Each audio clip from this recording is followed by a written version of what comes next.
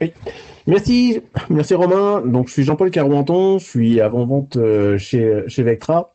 Je vais faire l'introduction de la présentation et présenter Vectra. Et après, je laisserai la main à Julien pour qu'il puisse présenter CyberReason de son côté et commencer la démo. Et donc, je finirai par une démonstration de Vectra et de l'intégration des deux solutions. L'idée aujourd'hui, c'est effectivement d'être capable avec ces deux solutions, de délivrer de la sécurité, mais d'optimiser le processus de détection et de ne pas venir charger les équipes d'analystes dans le process de détection et d'améliorer, d'accélérer la réaction quand on va détecter des éléments d'un côté ou de l'autre. L'idée, c'est effectivement évidemment de réduire le risque en vous donnant plus de visibilité sur le trafic Est-Ouest pour ce qui est de Vectra, mais aussi de pouvoir installer et d'aller très en profondeur avec la partie endpoint hein, de CyberReason, là où on peut l'installer, d'avoir tout ce qui se passe sur le poste de travail. Tous ces éléments-là vont augmenter l'efficacité de vos analystes, libérer du temps, notamment des équipes Tier 1, sur le triage des premières alertes qu'elles ont en commun, enfin ces deux solutions ont en commun, le fait une fois bien tuné, d'avoir très peu de faux positifs, très peu d'alertes remontées vers ces équipes de SOC pour encore une fois éviter la notion de ce qu'on appelle la fatigue pour éviter la fuite des personnes aussi et qu'ils soient ennuyés à manager des alertes qui ne seraient pas très intéressantes. Le fait d'avoir de la visibilité sur le réseau, et quand on parle de réseau, on parle de réseau au sens large, ou en tout cas de visibilité sur vos ressources, qu'elles soient en local sur des réseaux physiques, les data centers, les réseaux, les bureaux, même si aujourd'hui il y a peut-être moins de monde dans les bureaux, mais on a plus des bureaux virtuels chez soi au vu des circonstances, et avec évidemment une avancée d'un besoin de sécurité dans le cloud, avec, comme certains l'ont dit tout à l'heure, des solutions cloud, que ce soit des solutions SaaS ou des applications en mode IaaS. Donc encore une fois, l'idée est d'identifier et d'aller très vite dans l'identification d'une attaque en progression, de façon à pouvoir la bloquer le plus rapidement possible avant qu'elle puisse faire des dommages, pardon, et d'optimiser ce retour d'investissement, entre guillemets, si on peut en parler de retour d'investissement sur la sécurité, mais en tout cas de limiter les risques associés à tout ce qu'il peut y avoir sur votre environnement. Si je fais un focus maintenant sur Vectra, on va utiliser les données du réseau. Donc, on va utiliser donc sur la partie gauche de l'écran, on va venir recopier ou en tout cas visualiser une copie du trafic au travers de spanport ou d'architecture de type TAP qui vont nous renvoyer du trafic vers des sondes.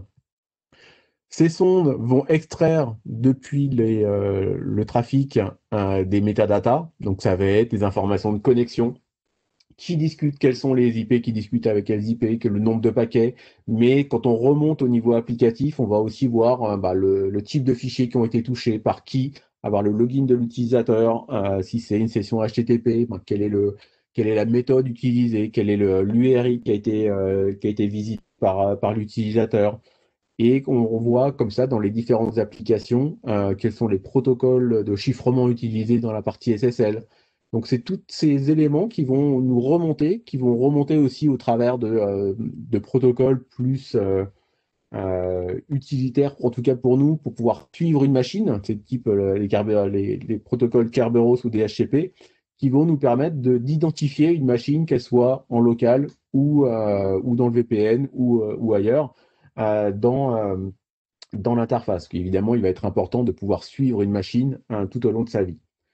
Tous ces éléments sont renvoyés vers un point central qu'on va appeler le cerveau dans notre architecture, sur lequel on va faire tourner des algorithmes de détection qu'on appelle des modèles, enfin, ce sont des modèles mathématiques qui vont créer des baselines de comportement du réseau et qui vont remonter non seulement des anomalies, mais on préfère aussi remonter des choses qui correspondent à des comportements malicieux. Parce que dans ces modèles, et aujourd'hui on a 59 modèles qui sont préenregistrés et préconstruits dans la solution, ces modèles sont en grande majorité entraînés par nos soins sur la base de trafic malicieux.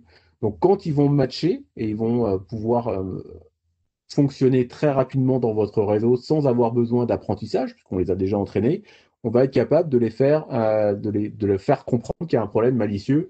On peut les comparer à un chien qui chercherait de la drogue ou qui chercherait un virus, si je reprends l'actualité. Ce sont deux chiens différents qui ont été entraînés pour trouver des choses différentes. Dès qu'on les sort du chenil pour pouvoir les trouver les éléments dans un aéroport, ils sont capables de le faire. C'est exactement la même idée pour nos algorithmes. On va avoir des algorithmes dédiés à trouver quelque chose sur du command and control, dédiés sur de la reconnaissance, du mouvement latéral et de l'exfiltration ou en tout cas le but ultime de l'attaquant.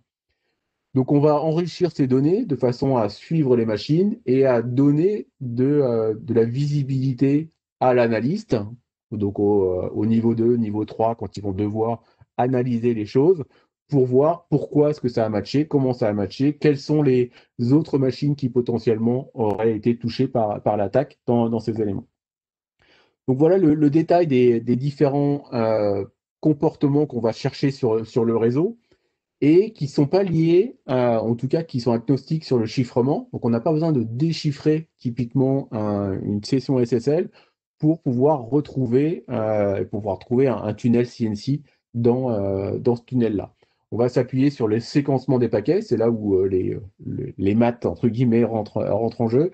On va compter, on va comparer, est-ce que les paquets sont dans l'ordre, est-ce que la session, évidemment, elle est montée depuis l'intérieur vers l'extérieur, mais est-ce que la session est managée vraiment par l'utilisateur derrière son écran ou est-ce que c'est managé par l'autre côté, le serveur CNC et qui envoie des commandes à la machine. Donc on va pouvoir voir les notions de reconnaissance, de voir est-ce qu'il y a des requêtes LDAP qui correspondent à des requêtes suspicieuses, d'aller chercher que des admins dans l'Active Directory par exemple, et aussi les mouvements latéraux où sur la base d'un apprentissage, là cette fois-ci de ce qui se passe localement sur le réseau, on va voir est-ce qu'il n'y aurait pas des machines qui viennent se connecter vers un AD alors qu'elles n'ont pas l'habitude de le faire et qu'au lieu de présenter un jeton Kerberos d'un utilisateur standard, elles viennent se présenter avec le token de l'administrateur. Donc on peut non pas détecter un pass de hash, détecter une élévation de privilèges directement sur la machine, là ça va être le rôle de CyberReason, mais détecter le résultat de quelque chose qui aurait réussi. Donc on va pouvoir voir aussi s'il y a des exécutions à distance depuis une machine vers une autre qui n'a pas l'habitude, et pourquoi est-ce qu'elle le fait à ce moment-là pour pouvoir remonter des alertes. Le fait d'avoir plusieurs alertes. On va pas vous alerter, on va pas alerter le SOC pour chacune des alertes, mais on va alerter sur une machine au travers d'un score de menaces et de certitudes que je vais vous présenter juste derrière. En termes d'architecture, voilà le rappel, donc on va avoir des sondes. Les sondes peuvent être des sondes physiques, typiquement pour les data centers. Ça peut être des sondes virtuelles aussi dans certains cas pour essayer d'aller attraper le trafic qu'on n'arriverait pas à attraper avec des sondes. On peut déployer des sondes sur des sites de campus. En fonction de leur taille, on a des sondes de 1 gigabit jusqu'à 40 gigs d'analyse. Et on va pouvoir aussi déployer des sondes dans des solutions cloud type AWS ou Azure. Et depuis cet été, on est aussi capable de récupérer les logs d'Office 365, qui est une application qui est loin d'être en silo, qui permet facilement à un attaquant, à partir du moment où il a compromis un compte dans Office, de basculer sur le réseau local, ou en tout cas de compromettre une machine et de monter un CNC à partir d'une machine avec une simple règle mise en place dans Office 365. Donc tous ces éléments remontent les métadatas vers la solution centrale qui est le Brain et qui va permettre aussi de stocker les métadatas dans une application type SaaS ou localement qu'on appelle Recall. Je parlais tout à l'heure de menaces, de score de menaces et de certitudes. Voilà comment on va présenter les machines qui posent problème dans un environnement, où à chaque fois qu'on va avoir un événement associé à une machine, on va lui associer un score de menace dans le côté vertical et un score de certitude sur l'horizontale. Et la machine va évoluer en fonction de ce qu'elle fait, de son comportement sur le réseau, va évoluer vers, j'espère pas trop vers en haut à droite, c'est exactement l'inverse du Gartner, on veut pas de machine en haut à droite dans notre environnement, mais on va avoir des possibilités de les bloquer, de faire réagir typiquement Super Reason si on dépasse un certain seuil de façon automatique, de scorer ces machines à chaque fois qu'elles font, encore une fois, un comportement étrange sur le réseau, ce qui permet d'être beaucoup plus efficace que d'envoyer une alerte à chaque fois qu'on a un événement et déclencher l'analyse d'une alerte unique pour un analyste. Le fait d'avoir plusieurs alertes associées à une machine va permettre d'accélérer grandement son analyse. Je passe la parole à Julien et je lui passe la main en même temps. Bonjour à tous, donc Julien Biochon, donc moi je suis ingénieur en vente chez Cyber Reason. Et je vais donc vous présenter déjà la partie présentation de Cyber Reason, puis derrière je vais enchaîner sur le début de la démo, au moins de la présentation de l'interface Cyber Reason. Je repasserai la main après à Jean-Paul qui poursuivra sur la présentation de l'interface Vectra et surtout de la démo d'interopérabilité et d'interaction entre Cyber Reason et Vectra. Donc je vais rapidement parler de la plateforme, la Cyber Defense Platform de Cyber Reason, qui est donc une solution principalement, en tout cas pour le moment, endpoint protection, qui va fournir les services de prévention, bien entendu, autour du next-gen antivirus, avec une approche multiniveau, donc plusieurs moteurs de prévention qui vont adresser tout type d'attaques ou alors des attaques plus spécifiques comme la partie fileless prévention, comme la partie anti-ransomware et également toute la partie next-gen antivirus qui va bien sûr être présente et qui va opérer en prévention sur la machine. La partie EDR, on est historiquement, depuis notre création en 2012, on est un EDR et un EDR qui va être orienté analytics avec un moteur d'intelligence artificielle que j'aurai l'occasion de vous présenter juste après. Et puis bien entendu, qui dit endpoint, qui dit prévention, dit aussi également une notion d'endpoint control, notamment pour tous les besoins de firewall de poste et bien entendu de contrôle des devices. On va s'appuyer sur une plateforme et sur une threat intel qui va être fournie de facto dans toutes nos solutions sur la partie endpoint protection. Et on va bien sûr couvrir tous les besoins sur la partie cloud, sur la partie mobile. Et quand j'ai mobile, c'est iOS, Android, aussi bien sur les aspects prévention que les aspects EDR, donc vraiment détection et réponse. Le tout dans une seule et même console unifiée qui donc vont pouvoir couvrir l'ensemble des endpoints, puisque les OS supportés sont très larges. Enfin, la gamme d'OS est très large.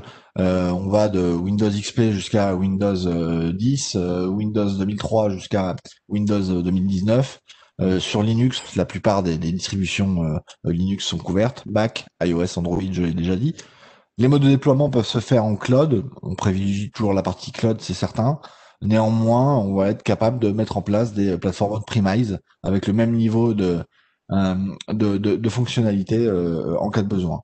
L'idée, c'est vraiment d'avoir un agent qui va s'installer sans, j'ai envie de dire, sans douleur, sans impact sur la machine, puisqu'on est déjà très léger au niveau de l'empreinte, aussi bien sur la CPU que la mémoire, et en plus, on est déployé, installable sans redémarrage.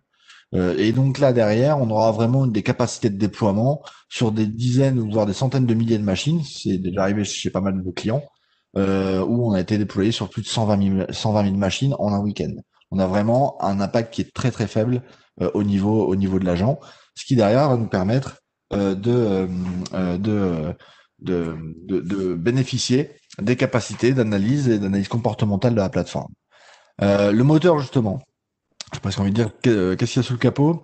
On va donc avoir toute la partie prévention multiniveau avec les différents moteurs de prévention. Il y en a 6 au total et un septième moteur en cours d'ajout qui vont permettre de réduire au maximum la surface d'attaque, qui vont permettre de prévenir au maximum les brèches, les attaques, les ransomware et les malwares de manière un peu plus classique. Néanmoins, en cas de contournement, de bypass, parce que nulle solution n'est parfaite, on va être capable d'aller remonter la donnée brute, et on va remonter la donnée brute depuis la endpoint en temps réel, en permanence, vers un moteur qui s'appelle la CMC. La CMC, c'est Cross Machine Correlation Engine, et c'est un moteur de corrélation multi-machine qui va être hébergé dans une graph database, qui va être chargé en mémoire RAM, qui va être requêté en permanence, et on a des algorithmes d'intelligence artificielle qui va venir requêter cette CMC pour derrière relier les points entre eux, relier les signaux faibles entre eux, pour être en mesure de détecter potentiellement des attaques avancées, des attaques malicieuses qu'on va représenter sous la forme d'un malop. Le malop, c'est une alerte qui est enrichie, corrélée, contextualisée. Et l'idée, c'est plutôt que de générer beaucoup de bruit, beaucoup d'alertes pour tout ce qui se passe sur le réseau. L'idée, c'est vraiment de remonter des alertes qui vont être justement corrélées avec un niveau de précision un peu à l'image de Vectra. De toute façon, l'idée, c'est vraiment de remonter des alertes pertinentes pour éviter justement l'alerte fatigue. Tout ça sera visible bien sûr dans la plateforme dans la plateforme CyberReason, dans l'interface graphique de CyberReason, et on aura donc des capacités de rémédiation manuelles ou automatisées qui vont justement permettre d'isoler une machine, de tuer un process, de mettre en quarantaine un fichier, de supprimer des entrées dans la base de registre qui auraient été créées par le malware, et tout ça depuis l'interface, depuis l'API, ou même carrément, on le verra dans la démo, depuis l'interface de Vectra. Vectra va être capable d'aller piloter le endpoint CyberReason si jamais CyberReason remonte une information sur une opération malicieuse sur un endpoint ou plusieurs endpoints. Tout ça va être remonté à Vectra qui pourra, depuis la console, l'administrateur pourra réagir par rapport à ce qu'on aura remonté comme information. Faut savoir que toute la partie malop est multi-machine. C'est-à-dire qu'on va pas générer une alerte pour une machine. Si vous avez 10, 15, 20 ou même 100 machines impactées par la même attaque, par le même malware, voire ransomware, on aura une seule alerte et cette alerte va recouvrir l'ensemble des machines impactées. Comment fonctionne la technologie un peu plus dans le détail et rapidement. On va donc avoir une collecte sur la partie endpoint.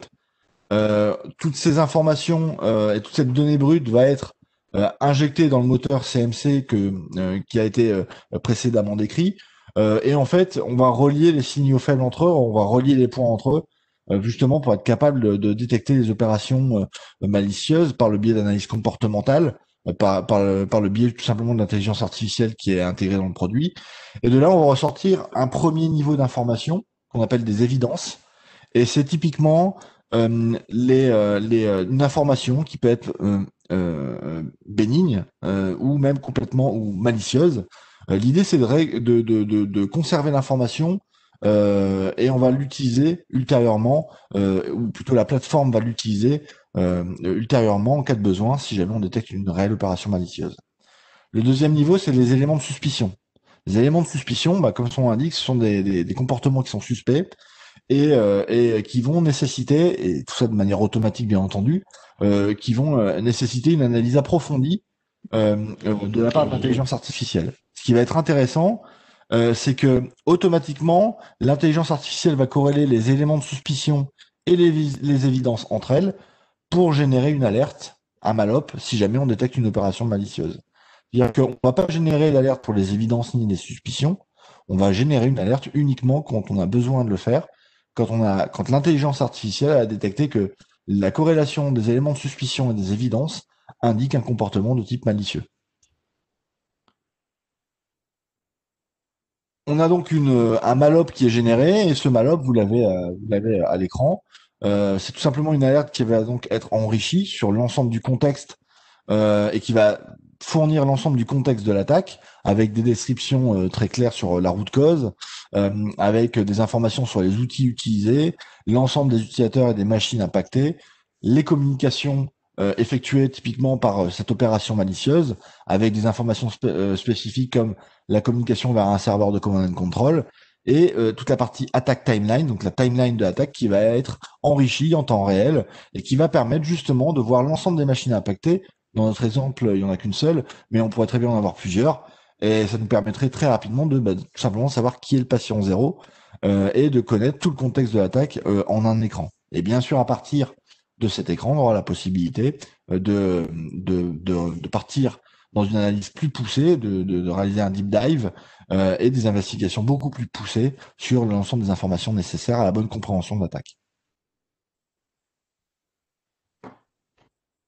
Au niveau de l'interaction entre Vectra et Cyber Reason, comme je l'ai expliqué précédemment, Cyber Reason va remonter des informations sur les mallops, sur toute la partie opération malicieuse, va remonter à Vectra toutes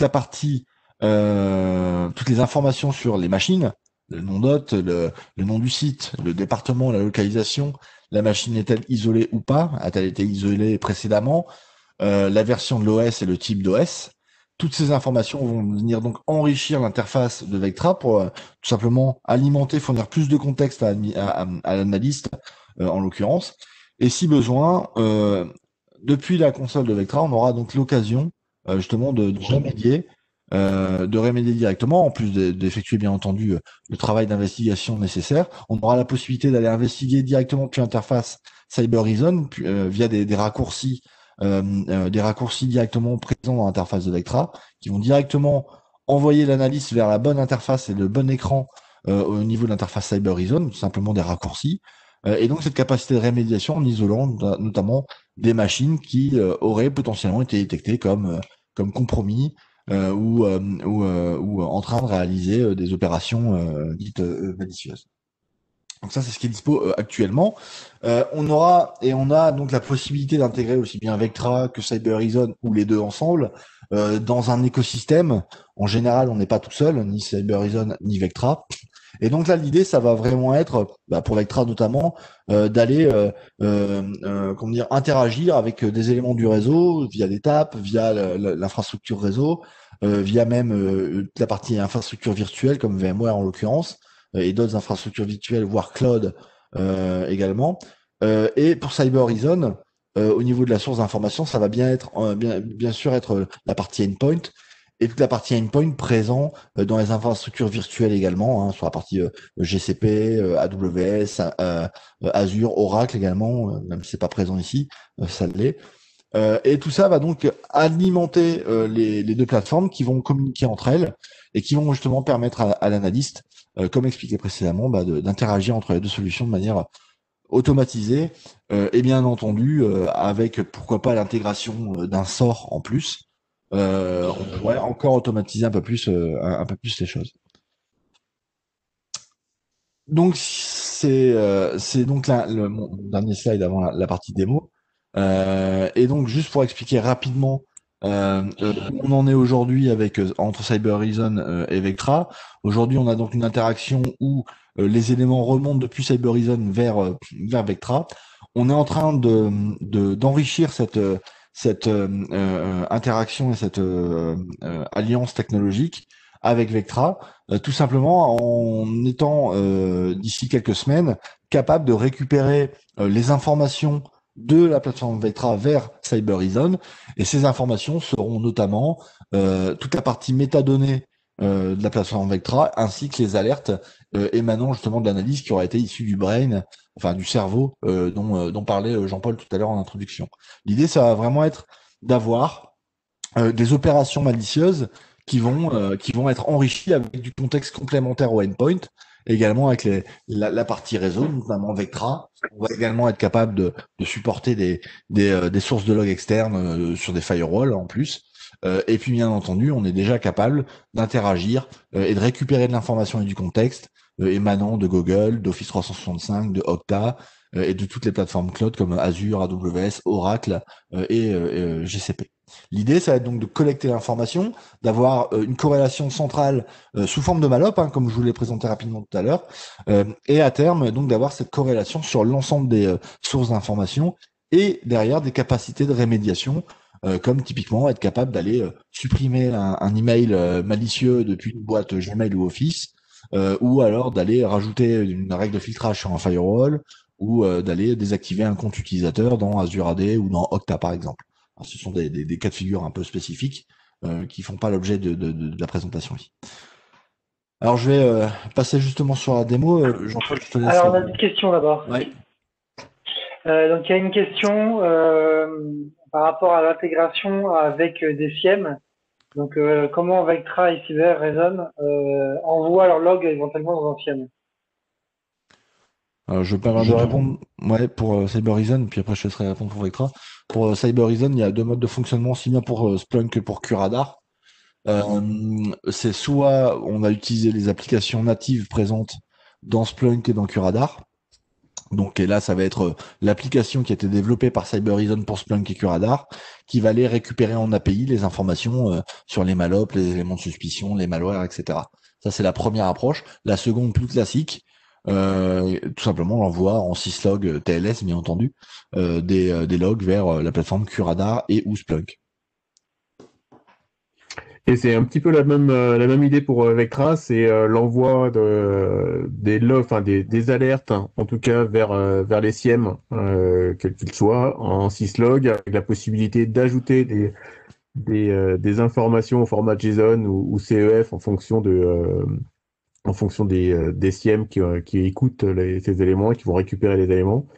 Et comme pour Cybereason, pour Splunk et QRadar, on a des DSM qui ont été développés par Vectra, qui sont mis à jour par Vectra côté QRadar, côté Splunk. Il y a deux applications qui existent à l'intérieur de Splunk pour pouvoir mettre en forme les informations et les alertes remontées par Vectra. Alors toujours bonjour. Excuse-moi. Une autre question. Est-il possible que Vectra, après analyse du trafic malicieux, génère ensuite des IOC à Cybereason? Oui, puisque c'est prévu dans les semaines à venir, l'évolution de l'intégration, où on va vraiment, en fait, au niveau de Cybereason, avec notre offre XDR qui est sortie il y a quelques semaines, justement récupérer, intégrer carrément Vectra en tant que source d'information, j'allais dire presque officielle, mais source d'information réseau, pour venir alimenter en IOC, mais également en métadonnées, la plateforme Cybereason. Très bien. Je pense qu'on va pouvoir passer la démonstration. Pardon, du coup, il faut que je bascule. Là. Hop, je te rends la main. Du coup. Alors, là. je vais essayer de cliquer. Là. On est en écran. Ah, c'est bon. Allez, clique. Ah, parfait. J'ai cliqué. Je vais me permettre de faire un petit refresh quand même. Voilà. Très bien. Donc on arrive là sur l'interface Cybereason. Bon, l'idée c'est pas de vous faire une démo complète de l'interface, c'est de rapidement aborder ce que j'ai un peu expliqué durant la présentation. On va essayer de faire un focus plus intéressant sur la partie interaction entre Vectra et Cybereason. Au niveau de l'interface graphique, on est complètement web bien entendu. On arrive sur ce qu'on appelle un discovery board qui représente justement les mallops avec des bulles plus ou moins grosses. Hein. Plus la bulle est grosse, plus elle a une machine impacté au niveau de l'alerte. Hein. Si je clique sur sur une des alertes, je vois qu'il y a 11 machines impactées sur un vol de données, d'identité même, d'identifiant plutôt, émanant d'un PowerShell.exe.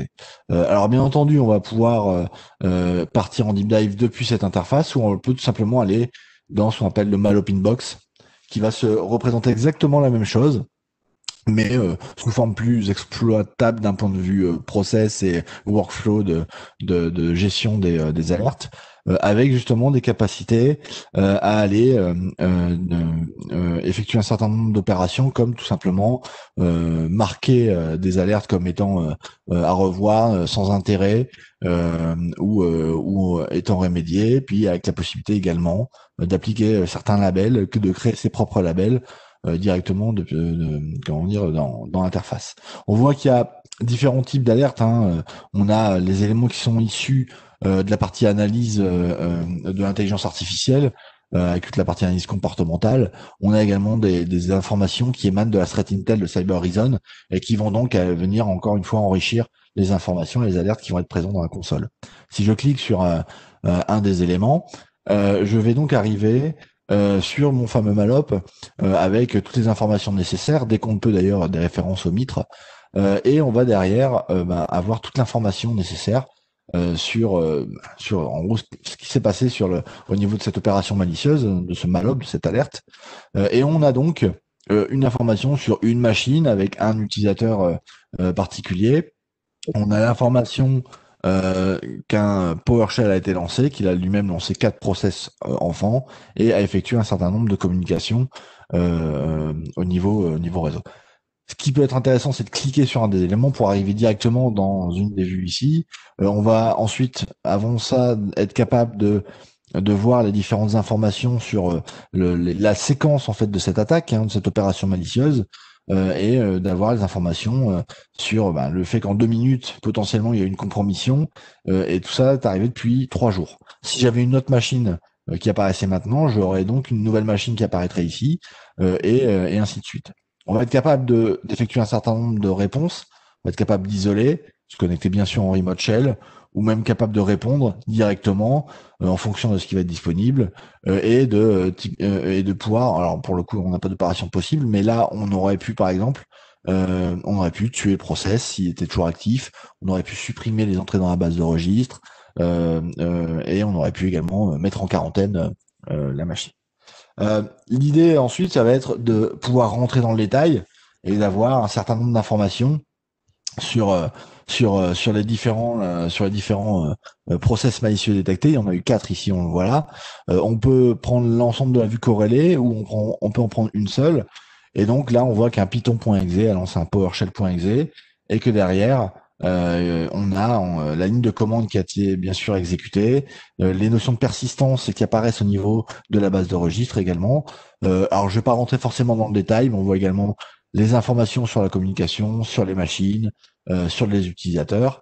Et puis bien sûr, on peut directement investiguer au niveau de la plateforme pour aller derrière voir des vues bien plus précises avec un ensemble d'opérations effectuées sur la machine, comme la vue sur les communications, l'exécution de process potentiellement malicieux, avec le numéro de PID, la ligne de commande qui aurait été exécutée, et puis l'ensemble des éléments suspects, des évidences et des suspicions dont je vous ai parlé tout à l'heure, et qu'on verra apparaître ici, typiquement.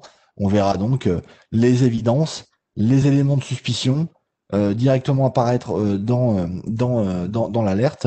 Et c'est ça qui va être intéressant, c'est que plutôt que d'avoir généré à chaque fois potentiellement 16 alertes pour ce qu'on a vu ici, 9 autres pour les éléments de suspicion, on va en générer qu'une seule avec l'ensemble de la corrélation qui va aider justement à comprendre le contexte de l'attaque. Voilà. Et là, je vais passer la main à Jean-Paul pour éviter de passer trop de temps. Jean-Paul. Du coup, effectivement, je rebascule sur du côté Vectra avant de montrer l'interaction entre les deux solutions. Ici, vous voyez donc rapidement l'outil central de management où je vais pouvoir manager mon architecture, manager les sensors, la santé de tout le monde. Et aussi l'intégration avec les différents outils. On a parlé du CIEM tout à l'heure, la configuration de ces éléments, la configuration du lien avec Cyber Reason. C'est pas forcément là où je veux passer du temps aujourd'hui. Et sur la partie haute, où on va pouvoir voir le dashboard avec, et ça serait peut-être mieux avec le dashboard rempli comme ça, où on va avoir la possibilité de mettre en place des key assets. Donc, il y a peut-être des machines qui sont plus importantes que d'autres dans votre environnement. Vous voulez avoir une alerte plus précise par rapport à ça. Quelles sont les pires machines, ou en tout cas celles qui font qui ont plus de comportements malicieux ici, ou les pires comptes. Et de la même manière, on peut avoir aussi quelles sont les machines qui sont reliées dans une campagne ici par rapport à une machine à l'extérieur de votre réseau qui les managerait, donc un type command and control associé à plusieurs machines, et je vais avoir le nombre de machines associées ici. Ça peut permettre d'aller trouver la machine principale de l'attaquant dans votre réseau, mais aussi ses backups le jour où il aura été détecté sur les machines principales. On peut avoir des statistiques aussi sur le type de détection qui correspondent évidemment à la chain dont j'ai parlé tout à l'heure, mais aussi des informations, enfin des événements type information sur c'est une nouvelle machine, elle utilise un nouveau protocole, l'utilisateur n'a jamais été vu à cet endroit-là, et le détail des détections par type un petit peu plus bas. Si je vais un petit peu plus loin, que je passe dans les hosts, je vais retrouver le cadran que je vous ai montré tout à l'heure avec les hosts avec une vue aujourd'hui. Donc évidemment, on les voit pas bouger en temps réel, ça bouge pas ça reste si rapidement que ça. Et si je focalise sur les machines critiques, je vais pouvoir regarder le détail d'une machine, quels sont les événements qui sont associés, aller encore une fois en drill down dans cette machine et voir tous les événements qui sont associés. Donc non seulement c'est une machine qui est nouvelle sur le réseau, mais elle a un tunnel monté. Et on voit ici à quelle vitesse elle passe de 0 en termes de certitude à un score relativement élevé qui est, je crois, 90, effectivement 90 de menaces et 70 de certitude qu'on voit ici, qui se fait vraiment rapidement en fonction des événements qu'on a pu voir ici. Donc on peut voir rapidement le détail, quelles sont l'exécution à distance qui a été faite. Je vais pouvoir visualiser ici que bah, c'est une machine, ma machine Piper associée à l'utilisateur Piper qui démarre un service sur la machine Deacon au travers d'un pipe LVCTL. Et à chaque fois, je vais évidemment avoir l'explication, quel est ce que le modèle recherche, comment évolue le score, donc en fonction de la volumétrie, en fonction de l'UID qui a été lancé. Ça peut être, si c'est un tunnel, en fonction de la volumétrie, du nombre de sessions, du nombre d'échanges, pardon, et on va aussi vous proposer un certain nombre de choses à vérifier pour démarrer l'investigation. Dans ces éléments, à chaque fois, on va dire où est-ce qu'on en est de la phase d'attaque. Donc ici, on est sur le mouvement latéral, sur l'exécution à distance à partir d'une machine. On va pouvoir avoir une infographie associée à ça. On va pouvoir, sur un élément en production, downloader le PCAP, comme on peut downloader les logs d'Office 365 quand c'est associé à un compte Office 365, taguer la machine, mettre une note par rapport à ce que j'ai pu comprendre de l'attaque pour passer l'information à mes collègues ou assigner cette demande à quelqu'un d'autre. Évidemment, je vais pouvoir basculer sur d'autres éléments par la suite, voir bah, qu'est-ce qui s'est passé sur l'autre machine, sur la machine sur laquelle la première s'est connectée. On retrouve un petit peu la même idée avec la reconnaissance et le port suite, par exemple. Et si je reprends encore juste un dernier rebond, où on voit que cette machine d'icône avec un autre compte qui va me permettre de visualiser ces éléments, de voir qu'est-ce qui s'est passé sur ce compte qui est sur cette machine qui semble être un domaine contrôleur dans AWS, où ben, ici on voit en plus de l'énumération de fichiers. Donc à partir de ce moment-là, quand il y a eu un jump vers le cloud, l'attaquant a cherché des choses et à renvoyer des choses avec ce qu'on appelle le smash and grab, qui est un des algorithmes d'exfiltration, où on a pu voir 3 gigas de données exfiltrées vers l'extérieur. Donc ce qui va permettre de faire une corrélation entre les fichiers qui auraient été énumérés, copiés, et ici la volumétrie de données qui aurait été envoyée. Ce qui est important à visualiser aussi, c'est cette notion de compte et d'anomalie ici. Donc à chaque fois qu'il va y avoir une machine connectée sur le réseau, on va avoir un enregistrement de une machine associée à un compte va vers un service et on va pouvoir venir alerter comme quoi il est inhabituel pour le compte d'Icon dans mon cas d'aller vers ce service-là. Et de la même manière, il n'est pas habituel pour la machine domaine controller d'aller regarder ces fichiers sur le file server que j'ai ici. Donc ça me permet aussi de comprendre et de voir un petit peu ce que tente de faire l'attaquant dans mon environnement. Voilà rapidement ce que je voulais vous montrer de Vectra. Et je rebascule du coup sur ma machine qui va me servir de démonstration ici pour montrer l'interaction. Donc, évidemment, j'ai lancé un certain nombre de choses, beaucoup de choses sur cette machine. Si je me mets ici, donc on a monté un tunnel avec cette machine. J'ai fait de la reconnaissance, j'ai fait du brute force pour tenter d'obtenir un mot de passe. J'ai fait de la reconnaissance RDP, j'ai fait de l'injection SQL, etc., etc. Donc évidemment, cette machine, elle est tout en haut, 99, 86, tout en haut à droite de mon cadran, ce qui a automatiquement fait générer une requête vers CyberReason, où j'ai ici ajouté des tags qui viennent de CyberReason et qui viennent confirmer le nom de la machine, qui viennent dire qu'on utilise le site par défaut dans mon environnement, qu'on a oublié de mettre le nom du département et la localisation, mais ça serait possible, qu'elle n'est pas isolée, évidemment, qu'elle est en ligne, que c'est une machine de type Windows, évidemment, ce que je n'arrive pas à obtenir depuis le réseau, et que l'OS, c'est un Windows 10. Donc ça, c'est ce qu'on peut voir directement ici. J'ai la possibilité d'ouvrir l'interface j'aurais pas dû faire ça. Excusez-moi, je reviens juste en arrière. Hop, de façon à garder mon interface ici. J'ouvre ici l'interface de CyberReason, qui doit être celle-là, du coup, qui est en train de s'ouvrir. Hop. Et donc, je tombe évidemment sur le détail de ma machine dans CyberReason, qui a bien les alertes où, effectivement, évidemment, ils ont bien vu qu'il se passait quelque chose, qu'il y a des process bizarres, notamment les suspicious ici, et on retrouve les PowerShell dont a parlé Julien juste auparavant. Et j'ai la possibilité de voir le détail de ces éléments et de voir les évidences, de revoir les éléments de suspicion et les mallops qui sont remontés avec les éléments et de voir que je l'ai fait il y a 2 jours et le détail, encore une fois, que Julien vient de vous montrer. Donc, je pourrais ici dire, je veux isoler la machine. Si j'ai pas les droits, j'ai peut-être juste les droits en lecture sur cette partie endpoint dans l'infrastructure et dans l'organisation. J'ai la possibilité ici de venir rajouter un tag, de dire je veux faire un bloc avec CyberReason et de venir j'ajoute cet élément dans le tag. Donc je rajoute juste un tag ici et en parallèle, je lance un script. Alors, je l'ai fait manuellement, dans le sens où, pour la démo, on a voulu le faire manuellement ici. Je pourrais très bien définir, de dire à partir du moment où je dépasse le seuil 50-50, par exemple, je demande à la machine d'être isolée. Et juste, je vous donne ici. Donc, j'étais connecté. Alors, hop, pourquoi est-ce qu'on ne le voit pas?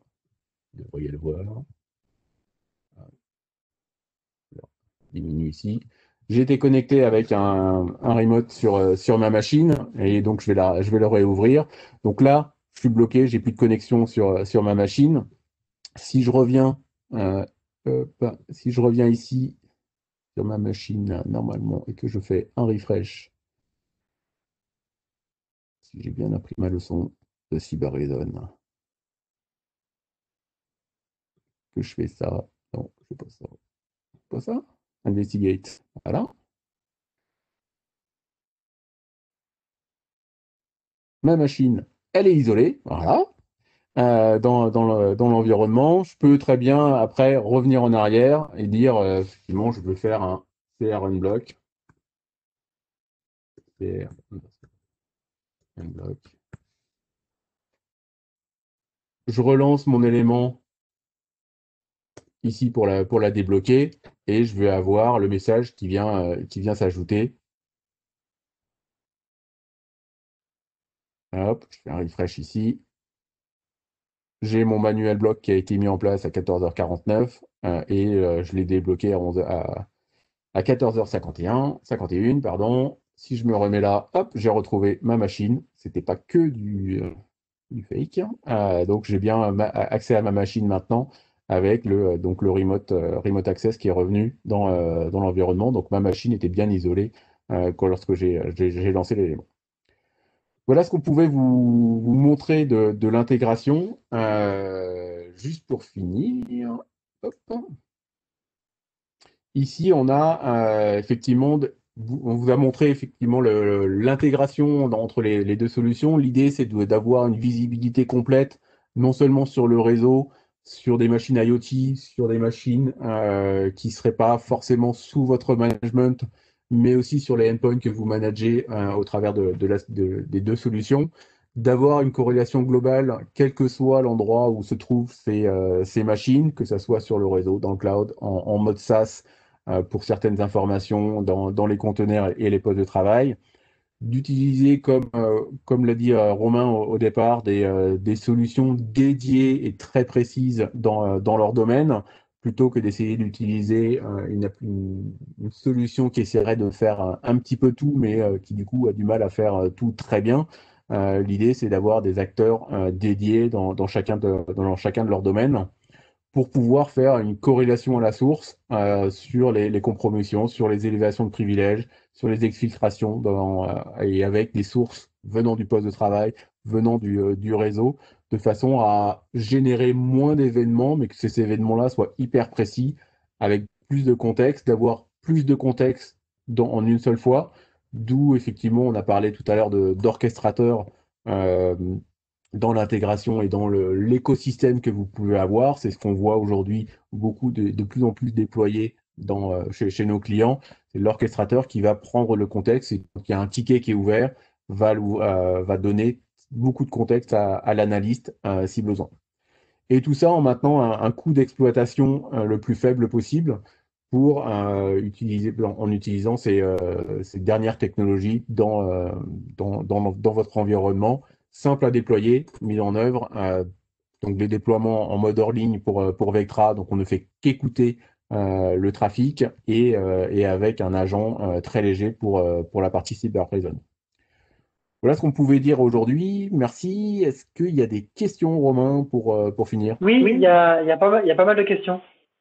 Donc je vais revenir un peu en arrière. Alors il y a une question déjà sur la partie Vectra.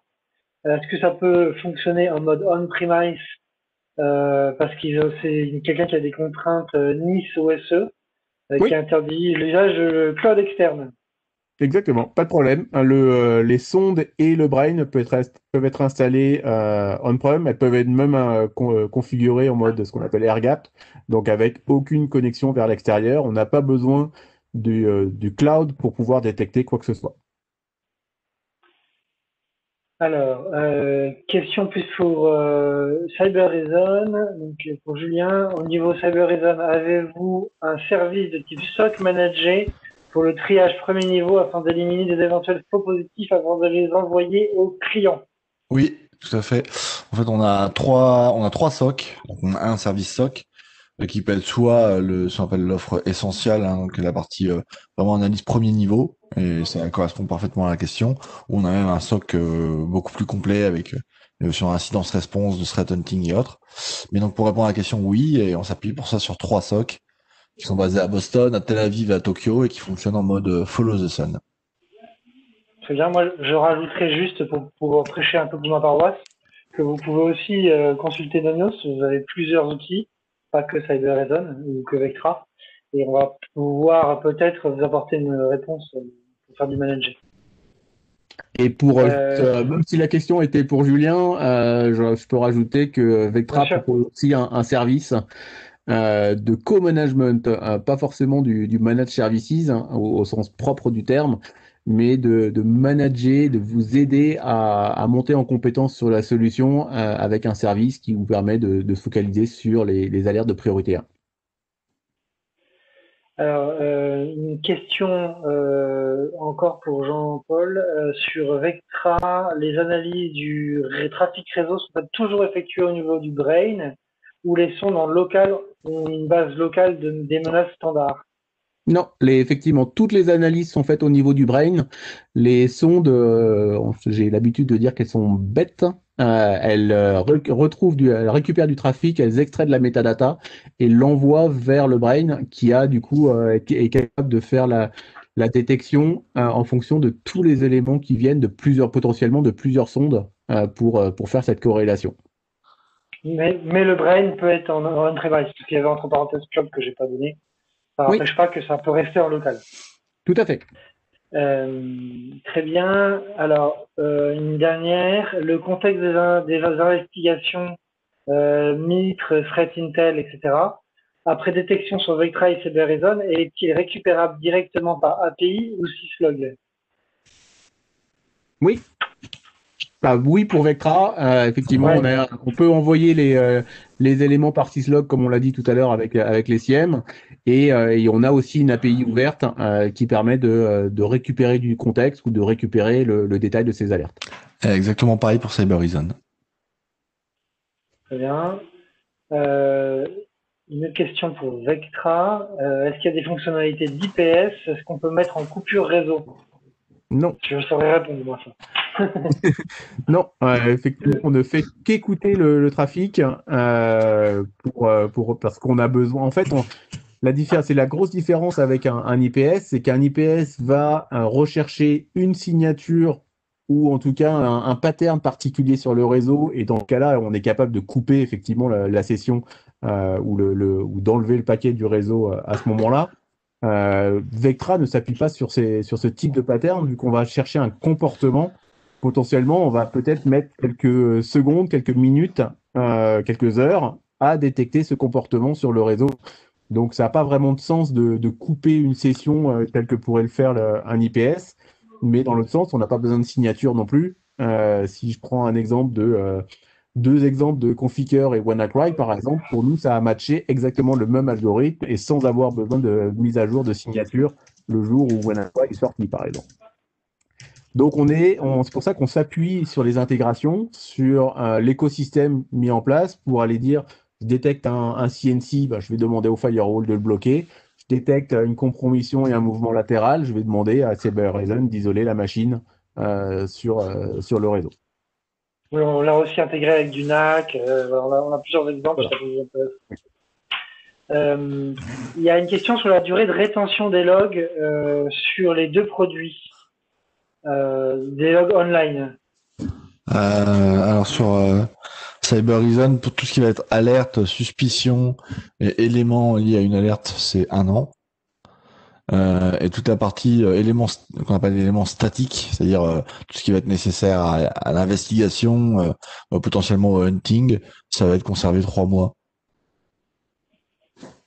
Et c'est 6 mois pour Vectra, soit donc stocké sur le Brain en termes au niveau des alertes. Hein. Et pour les métadatas qui demandent l'investigation, ça va dépendre du contrat que vous choisissez. Donc c'est vous qui choisissez la durée de rétention, démarrant à 15 jours et allant jusqu'à la durée que vous voulez.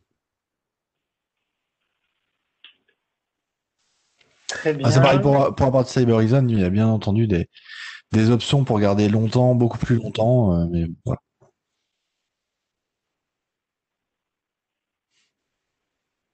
Il me semble, j'essaie de remonter un peu dans l'historique. Il me semble qu'on a répondu à toutes les questions. Bah oui, bonne question, effectivement. Quels sont les modes de licensing pour vous deux? Pour Cyber Reason, c'est au endpoint en fait. Et pour Vectra, on va avoir deux choses. C'est une part, pour la partie réseau, on va regarder le nombre d'IP qu'on veut monitorer. Et donc, on va compter ces IP actives sur le réseau. Donc, on va essayer de faire enfin, on n'essaye pas, on compte ces adresses actives et on écrète de façon à pas pénaliser. Pour la partie Office 365, on va utiliser le nombre de comptes Office 365 qui est utilisé et évidemment, il y a un coût de déploiement sur la partie hardware si on utilise des sondes hardware pour déployer, les sondes virtuelles étant gratuites.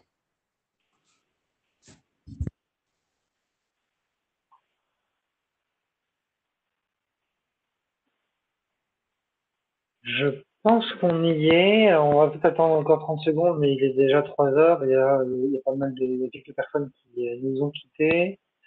Donc je vous rappelle que, pour ceux qui n'ont pas entendu, que j'ai enregistré, que je vous enverrai l'enregistrement et les slides pour que vous puissiez éventuellement les partager.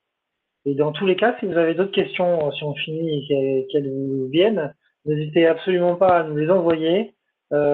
Si moi je sais pas y répondre, mes ingénieurs sauront fortement y répondre et on saura aussi faire suivre à Jean-Paul et à Julien pour avoir les réponses un peu plus précises de l'éditeur. Merci à tous. Je vois pas de questions, on va s'arrêter là. Voilà. Donc je vous souhaite une très bonne après-midi.